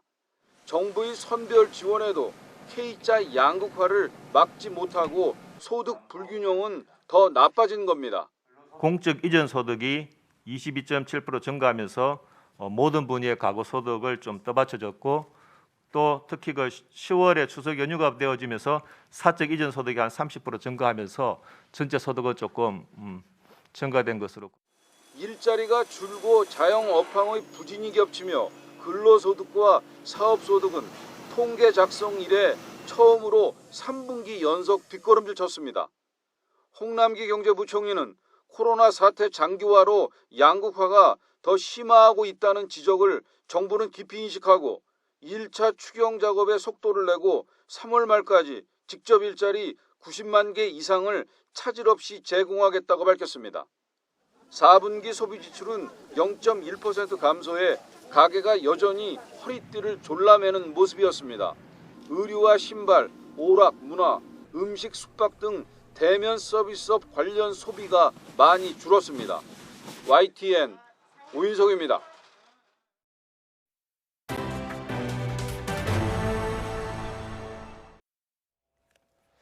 어젯밤 10시 15분쯤 강원도 양양군 사천리에 있는 한 주택 창고에서 발생한 불이 인근 산으로 번지면서 산립 6만 5천 제곱미터를 태운 뒤 6시간 만에 꺼졌습니다. 불이 나자 소방청과 산림당국, 지방자치단체 등이 장비 70대와 인력 880여 명을 투입해서 오늘 새벽 4시 15분쯤 진화를 끝냈습니다. 이번 산불로 한때 인근 주민 40가구 80여 명이 마을 회관 등으로 대피했다가 큰 불이 잡힌 뒤 집으로 돌아갔습니다. 하지만 현재 영동 지방에는 건조 경보가 내려져 있어서 불씨가 완전히 사라지기 전까지 안심할 수 없는 상황입니다.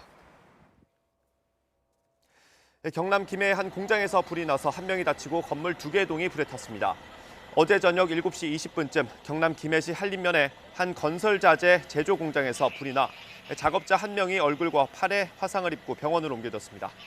불은 3시간여 만에 꺼졌고 공장 7개 동 가운데 2개 동이 불에 탔습니다. 어제 저녁 6시 반쯤에는 전남 구례군 구례읍사무소 비품 창고에서 불이 나 40여 분 만에 꺼졌습니다.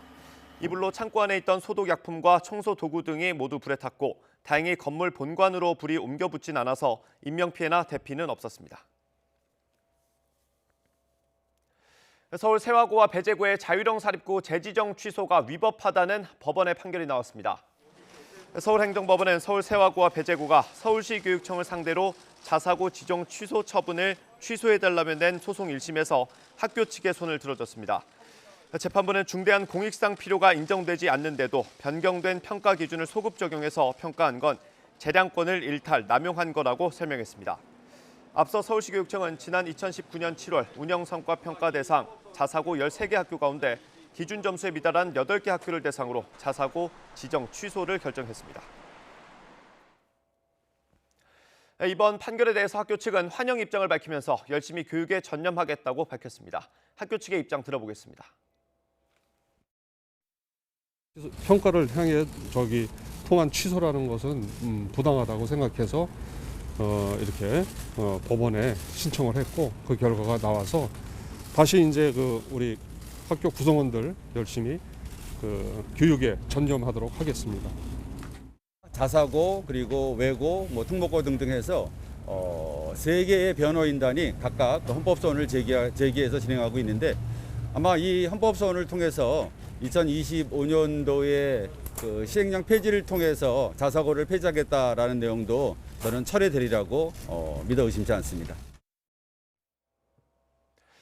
반면 조희연 서울시 교육감은 강하게 반발하면서 즉각 항소하겠다는 뜻을 밝혔습니다. 조 교육감의 말 들어보겠습니다. 과도한 사교육비를 줄이고 고교육 공교육을 정상화하고자 하는 교육개혁에 역행하는 판결이라고 생각을 합니다. 즉각 항소하고자 합니다. 문재인 정부의 핵심 교육 정책이자 고교 정상화를 요구하는 시민적 열망을 무의로 돌리는 이번 판결에 유감을 표하지 않을 수 없습니다. 박범계 법무부 장관에게 이른바 민정수석 패싱 논란을 캐물으려던 국회 법제사법위원회는 얘기도 못 꺼내고 파행됐습니다. 열이 난다는 이유로 회의장에 나오지 않은 이용구 법무부 차관이 문제가 됐습니다. 최하영 기자의 보도입니다. 예정 시간보다 40분이나 늦게 시작한 국회 법제사법위원회 회의는 시작부터 불안불안했습니다. 전날 윤호중 법사위원장이 김명수 대법원장 출석 요구에 대한 의사진행 발언을 충분히 보장하지 않았다며 국민의힘이 이틀째 불만을 터뜨린 겁니다.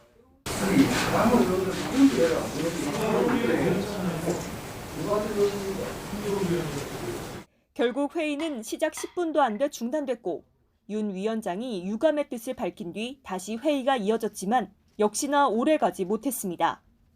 고열을 이유로 갑자기 불출석을 통보한 이용구 법무부 차관이 문제가 된 겁니다.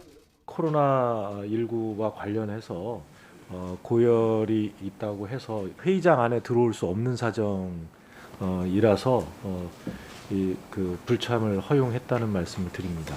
만약에 지금도 계속 열이 나고 있다면 법무부 여기 계신 분들 전부 코로나 검사 받으러 지금 가야 돼요. 안 그러면은 국회에 오지 않기 위해서 출석을 피하기 위해서 거짓말한 것밖에 안 되는 겁니다. 이에 신현수 민정수석 패싱 논란을 설명하려던 박범계 법무부 장관은 관련해 한마디도 꺼내지 못하고 돌아갔습니다. 이차관은 뒤늦게 코로나19 검사를 받으러 갔고 신속 항원 검사에서 음성 판정을 받았습니다. 국민의힘은 의도적인 출석 회피라며 이차관도 꼭 나와야 한다는 입장입니다. 다만 판이 깔렸는데도 야당이 제대로 추궁도 못하고 기회를 날렸다는 지적도 있습니다. 결국 여야는 다음 주 월요일에 박 장관과 이 차관을 다시 불러 보고를 받기로 했습니다. YTN 최하영입니다.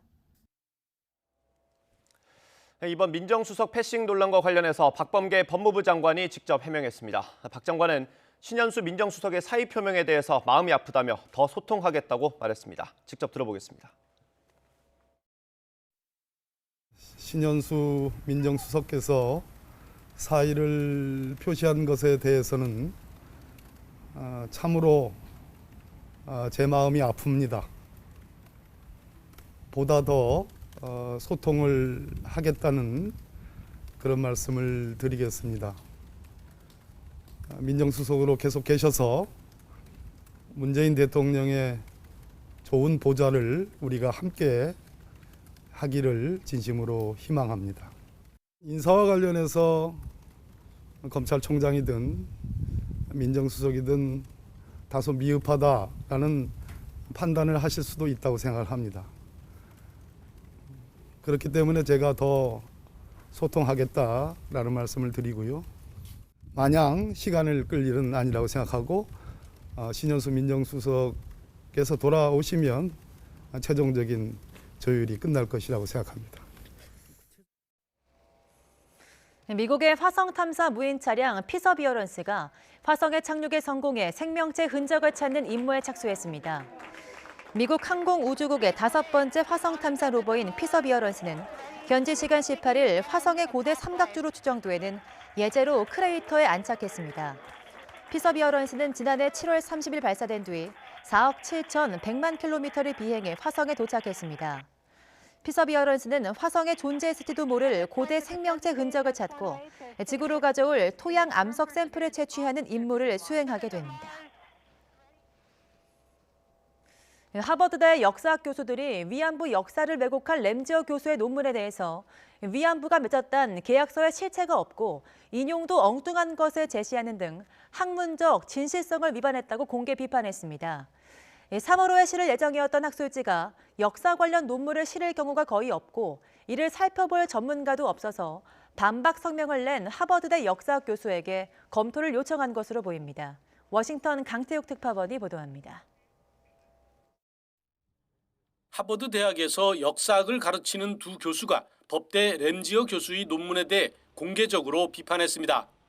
앤드루 고든 교수는 일본 근대사, 카터 에커트 교수는 한국사의 권위자로 논문 게재 예정인 학술지 편집장의 요청으로 문제의 논문을 검토했습니다. 이들은 램지어 교수가 근거로 삼은 위안부와 일본 정부가 맺었다는 계약서는 실체가 없는 것으로 결론 내렸습니다. 심지어 일본 정부나 군이 지침으로 내려준 표준 계약서도 찾아보지 않은 것으로 판단된다고 지적했습니다. 그러면서 어떻게 읽지도 않은 계약에 대해 극히 강한 표현을 사용하며 믿을 만한 주장들을 만들어냈는지 알 수 없다고 꼬집었습니다. 또 한국인 위안부 피해자와 관련한 문서화된 제3자 진술이나 구술 증언 등도 사실상 없다고 비판했습니다. 여기에 미얀마 한국인 위안부 사례는 일본군이 미얀마에서 전투를 벌이기 전이었으며 일본인 위안부의 계약서를 근거로 하기까지 했다는 겁니다. 결론적으로 램지어 교수 논문은 최악의 학문적 진실성 위반이라고 비난했습니다. 두 교수는 이에 따라 학술지에 논문 게재를 미루고 조사를 벌인 뒤 결과에 따라 철회하라고 촉구했습니다.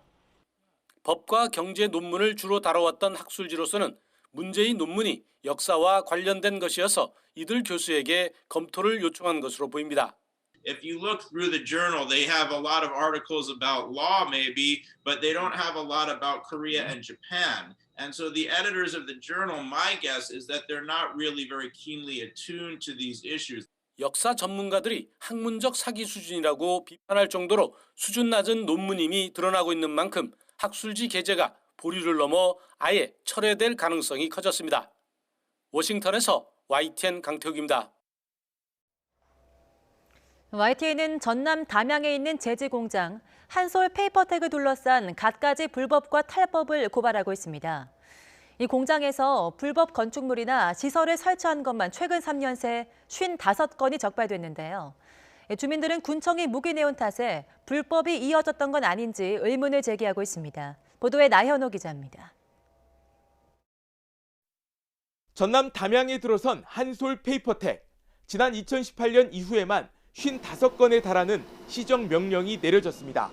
심지어 이 가운데는 개발 제한구역에 신고나 허가 없이 건물을 짓거나 시설을 설치한 것도 있습니다. 주민들은 그동안 공장에서 수많은 위법행위가 벌어진 데는 최소한 군청에 묵인이 있었던 게 아닌지 의심하고 있습니다. 주민들은 한솔 페이퍼텍과 관련해 오래전부터 여러 민원이 있었지만 단속이 제대로 이루어지지 않았다고 보고 있습니다. 군청이 확인해 시정 명령을 내린 55건 가운데 대부분이 주민들이나 주민이 선임한 건축사가 적발해낸 것이라고 주장했습니다. 전문가들이 와서 이런 단속을 못하냐, 저희들 민원 제기를 하면은 업무 미숙이다, 저희는 행정직이라 몰라서 그랬다, 이런 식으로 답변만 일관하고 있습니다. 전남 담양군은 예전부터 한솔 페이퍼텍 공장에 대한 행정 조치는 있었다고 설명했습니다. 다만 이전을 위한 사전 절차 중에 협의가 잘 안 된 뒤로 민원이 집중적으로 제기됐다고 설명했습니다. 그때부터 주민들이 그 한솔에 대한 민원을 또 군에 많이 제기를 하다 보니까 저희들도 집중적으로 좀 여러 가지 단속을 이제 시작을 하게 됐습니다. 하지만 주민들은 마을 바로 옆 공장에서 50건도 넘는 위법행위가 일어나고 있는데도 군청에서 소극적으로 대처했다며 분통을 터뜨리고 있습니다. YTN 나인호입니다. 56년 전 성추행 가해 남성의 혀를 절단해 징역형을 선고받은 최말자 할머니의 재심 청구가 기각됐습니다. 지난해 부산에서 벌어진 비슷한 사건에 대해서 검찰이 정당방위를 인정한 것과 비교되는데요. 재판부는 성별 간 평등이 부족했던 당시 시대적 상황에 대한 아쉬움을 토로했습니다. 차상은 기자입니다. 최말자 할머니가 10대 소녀였던 지난 1964년 최 할머니는 집 근처에서 20대 남성 A씨로부터 성추행을 당했습니다. 강제로 입맞춤을 시도하는 A씨에게 저항하던 최 할머니는 혀를 깨물어 위기에서 벗어났습니다. 하지만 상대방의 혀가 절단돼 중상해죄로 기소된 최 할머니는 징역 6개월에 집행유예 2년을 선고받았습니다. 억울함을 호소하며 사건 56년 만인 지난해 재심을 청구한 최 할머니. 하지만 법원은 재심 사유에 해당하지 않는다며 청구를 기각했습니다. 재판부는 혀 절단에 따른 언어장애는 중상해죄에 해당한다는 당시 판결을 인정하며 그보다 가벼운 상해죄로 봐야 한다는 최 할머니의 주장을 인정하지 않았습니다. 최 할머니는 당시 검찰이 자신을 불법 구금하고 불리한 진술을 강요했다고도 주장했지만 재판부는 객관적인 자료가 없고 반세기 전 사건을 지금의 잣대로 보는 건 어렵다며 받아들이지 않았습니다. 최 할머니 측 변호인단은 당시 법원이 헌법과 형사소송법을 무시하고 인간으로서의 존엄을 제대로 지키지 못했다며 항고할 계획이라고 밝혔습니다. 인권단체와 연대를 해서 피해자분과 함께 재항고할 의사를 분명히 가지고 준비를 할 예정입니다. 법원의 이번 판단은 지난해 부산 황령산에서 벌어진 비슷한 사건에 대해 정당방위를 인정해 불기소한 검찰 처분과 비교되고 있습니다. 최 할머니의 재심 청구를 기각한 재판부는 결정문 마지막에 아쉬운 심경을 적었습니다. 재판부는 지금처럼 성별 간 평등이 중요한 가치로 받아들여지고 있었다면 최 할머니를 감옥에 보내지도 가해자로 낙인 찍지도 않았을 것이라며 시대가 바뀌었다고 해서 사건을 뒤집을 수는 없다고 밝혔습니다. YTN 차상훈입니다. 프로배구 이재영, 이다영 쌍둥이 자매가 학교 폭력 논란으로 중징계를 받은 가운데 대한체육회가 청소년기에 무심코 저지른 행동으로 평생 체육계 진입을 막는 건 가혹한 부분도 일부 있다고 밝혀서 논란되고 있습니다. 체육회는 더불어민주당 전용기 의원에게 제출한 국회 답변서에서 학교 폭력 가해자도 올바른 자세로 사회에 재진입할 수 있도록 제도적인 장치가 필요하다고 답변했습니다. 가해자 두둔이자 아니란 인식이라는 비판이 일자 체육회는 YTN과의 통화에서 폭력 행위 엄벌에는 이견이 없다면서 다만 교화나 갱생을 위한 입법 장치가 필요하다는 취지였다고 해명했습니다. 앞서 연임을 확정하고 오늘 공식적으로 취임하는 이기흥 대한체육회장은 인사말을 통해서 체육계 폭력 근절 방안 등에 대해서 의견을 밝힐 것으로 보입니다. 배구 여제 김연경 선수는 꽃길 대신 뜻밖의 고난의 행군을 시작했습니다. 학교 폭력 논란에 직격탄을 맞은 흥국생명을 이끌고 플레이오프까지 나서야 하는데 뾰족한 승부수가 없어 보입니다. 조은지 기자입니다. 지난해 11년 만에 흥국생명 핑크색 유니폼을 다시 입은 배구 여제 김연경은 마냥 들뜬 표정이었습니다. 어차피 우승은 흥국생명, 어우흥 소리에 손살에 치면서도 슈퍼 쌍둥이와 함께 V리그 우승과 올림픽 메달의 장밋빛 꿈에 부풀었습니다. 이다영 선수나 이재영 선수가 국가대표에서 많이 뛰는데 제가 또 같은 팀에서 뛰기 때문에 호흡 면에서는 너무 장점이 있을 것 같고요. 그런데 어쨌든 올림픽도 올림픽이지만 팀 우승을 할 수 있게끔. 역시 월드클래스 찬사를 들으며 개막 10연승을 이끌었고 영웅군단 흥벤저스는 여유 있게 선두를 내달렸습니다. 하지만 외국인 선수 루시아의 부상 이탈에 이다영 SNS를 통한 불화 갈등설, 여기에 쌍둥이 자매의 학교폭력 논란까지 이어지면서 흥국생명은 벌집이 됐습니다. 10억 원을 들인 이재영, 이다영 자매의 빈자리는 코트에서 고스란히 드러났고 흥국생명은 리그 4연패 깊은 수렁입니다. 남은 6경기에서 모두 져도 3위, 플레이오프 본 빼고는 이미 확정했는데 앞으로 승점은 챙길 수 있을지 회의적입니다. 시즌 끝날 때까지 원래 목표대로 열심히 준비하고 또 열심히 뛸 것입니다. 김연경은 공격 성공률 1위를 달리는 등 지표는 여전히 압도적이지만 지쳐가는 모습이 역력합니다.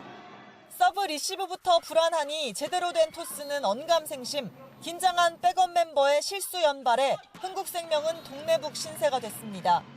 이 상태라면 봄배구에서도 들러리일 텐데 남은 기간 브루나를 비롯해 선수들의 분전이 절실합니다.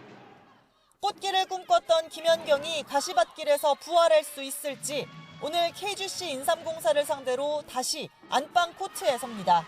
YTN 조은지입니다.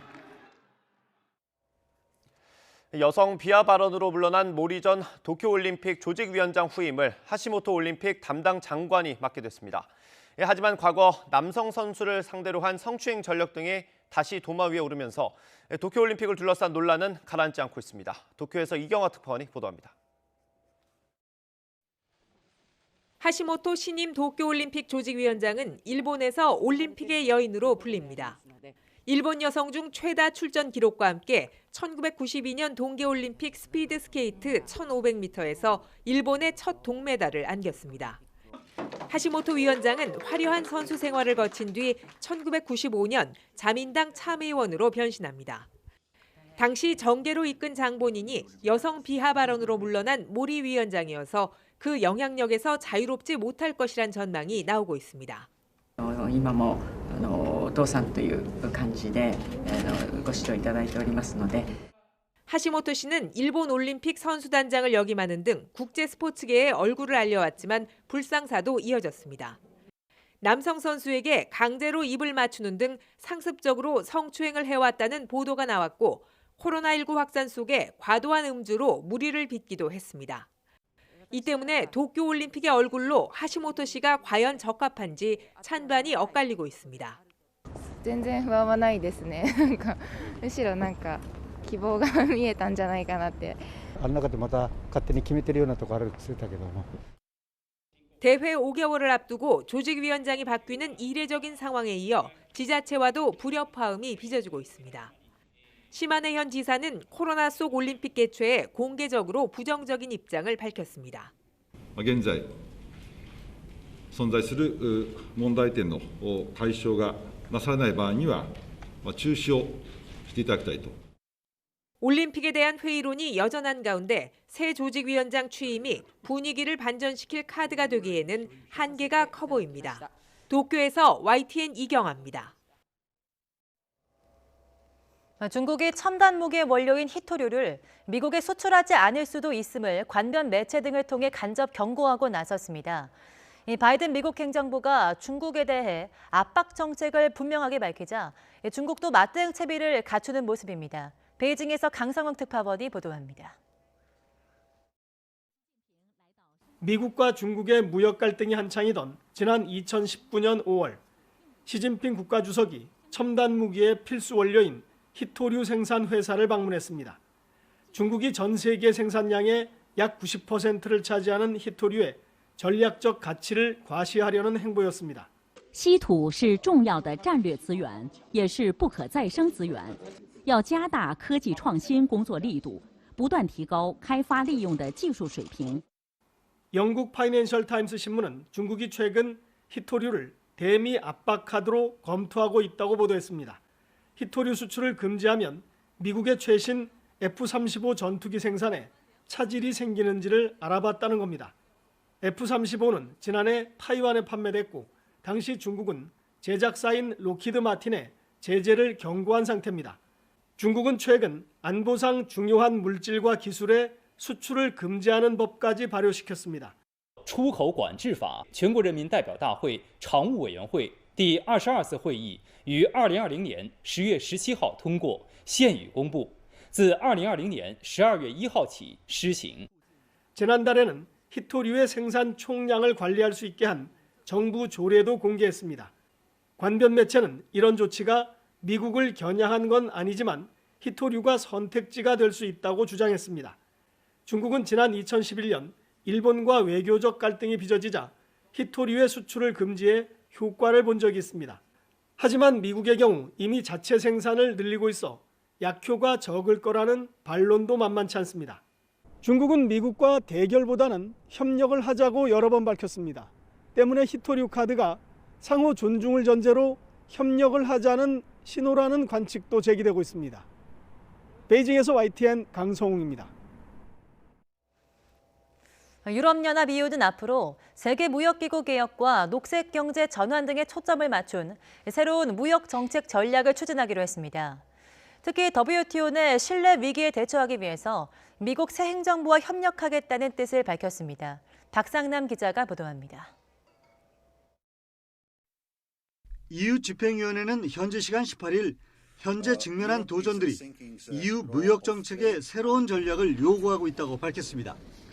구체적으로 무역 정책이 녹색 경제와 디지털 경제로의 전환을 지원하고 WTO 개혁을 위한 국제적 노력을 이끌어야 할 것이라고 강조했습니다. Global rulebook is outdated. It no longer guarantees a level playing field. It does not respond to the sustainability and digital challenges. Accordingly, we have published a detailed EU agenda for reform of the WTO. 국가 보조금을 받는 기업들이 무역을 왜곡하지 않도록 새로운 규정에 대한 협상도 시작한다는 방침입니다. 또한 WTO 내 신뢰 위기에 대처하기 위해 조 바이든 미국 새 행정부와 협력을 모색할 것이라면서 나이지리아 출신 WTO 신임 사무총장 선출은 새로운 출발의 기회가 될 것이라고 평가했습니다. 이와 함께 기후변화 대응을 새 무역 전략의 우선순위에 두고 앞으로 무역 합의의 녹색 경제 전환, 파리 기후변화협정 이행을 위한 조치를 담는 방안을 제안했습니다. Trade policy must play its full role in the green and digital transformation of the EU and global economy. Future deals will include Paris climate commitments as essential elements. 로이터 통신은 특정 녹색 제품이나 서비스에 대한 무역 규제 완화, 화석연료 보조금 삭감 합의 등이 포함될 수 있다고 전했습니다. EU 집행위는 이와 함께 기업들이 강제노동을 이용하지 않도록 하는 장치도 마련할 것이라고 밝혔습니다. YTN 박상남입니다.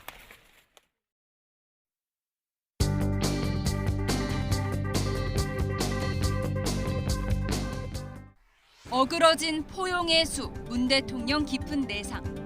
한겨레는 4.2 파동 당사자인 신현수 청와대 민정수석이 휴가를 내면서 청와대 입장에서는 수습할 시간을 벌었지만 집권 말기 국정 운영의 부담은 불가피할 거라고 평가했습니다. 이어 대통령과 법무장관, 민정수석의 모습을 그림판에 담으며 임기 말악 개론이라는 제목을 뽑았습니다.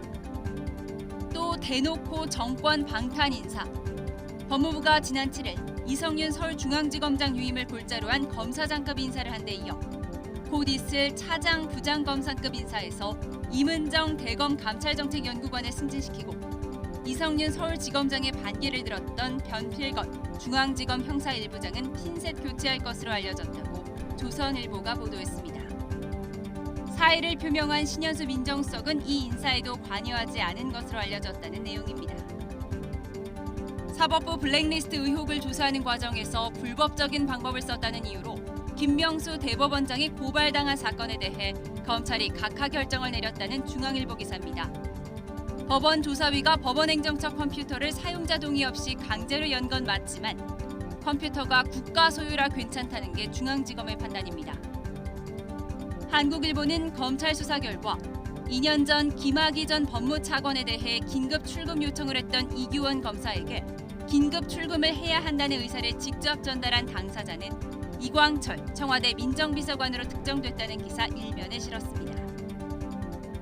자사고 취소에 불복한 세화고와 배제고의 1심 승소 소식, 각 신문이 비중 있게 다뤘습니다. 중앙일보는 법원이 문재인 정부 교육에 제동을 걸었다고 강조했는데요. 한겨레는 자사고가 지정 취소를 면했지만 2025년 일반고 일괄 전환에는 영향이 없을 거라고 평가했습니다. 일괄 전환 정책은 헌재의 판단이 남았고 내년 대선 결과가 변수가 될 수 있다는 내용입니다. 역대급 강추위에 정전 대란이 난 미국 텍사스 사진입니다. 시민들이 줄을 선 뒤 한 번에 13명씩 재활용장으로 들어가 6분 동안 나무를 주워갈 수 있다고 하죠. 해안가에서 실신한 채 발견된 바다거북 4,500마리는 가까스로 구조됐습니다. 경향신문은 풍력 발전이 멈춰 치명적이라는 공화당과 이런 주장은 본말이 전도된 거라는 민주당 사이에 그린 뉴딜 공방이 벌어지고 있다고 자세히 전했습니다. 마지막으로 반포 등 서울 강남권 아파트 재건축 사업 수주 과정에서 불법 행위로 사업권을 따낸 의혹을 받는 대형 건설사들이 줄줄이 재판에 넘겨졌다는 기사 보겠습니다. 일부 단지에서는 시공사를 다시 선정해야 한다는 주장이 제기되고 있어 재건축 수주 전 2라운드가 펼쳐질 가능성이 있다는 해석입니다. 조간 브리핑 이하린입니다. 오늘은 계절이 겨울보다는 봄에 한층 더 가까워지겠습니다. 아침까지는 영하권 추위가 이어지며 다소 춥겠지만 한낮에는 서울 기온이 9도까지 오르는 등 3월 중순에 해당하는 봄 날씨를 보이겠습니다. 다만 동해안 지방에는 수일째 건조특보가 발효 중인 가운데 오늘과 내일 고온건조한 강풍이 불겠습니다. 그 어느 때보다 불이 나기 쉬운 조건으로 이 지역에는 대형 산불주의보도 내려져 있는데요. 작은 불씨가 대형 화재로 번지지 않도록 불씨 관리 철저히 해주시는 게 좋겠습니다. 오늘 전국이 대체로 맑겠지만 밤부터 중서부 지역을 중심으로는 미세먼지 농도가 높아지겠습니다. 오늘 낮 기온은 예년보다 2도에서 4도가량이 높겠는데요. 서울의 한낮 기온은 9도, 대전은 10도, 부산은 11도 선을 보이겠습니다. 지금까지 날씨 정보였습니다. 네, 오늘 굿모닝 YTN 여기서 마치겠습니다. 이어서 YTN 24가 방송됩니다. 시청해주신 여러분 고맙습니다.